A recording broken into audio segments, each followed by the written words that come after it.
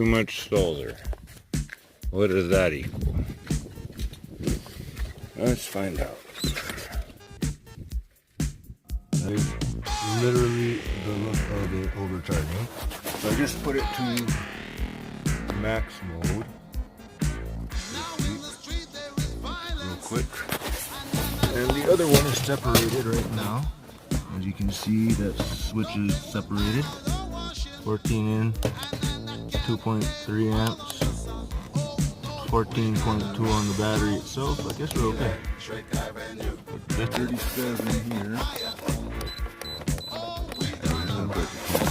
But we're also going to press that little settings button, change it to max mode. We're on max mode now, so when it's time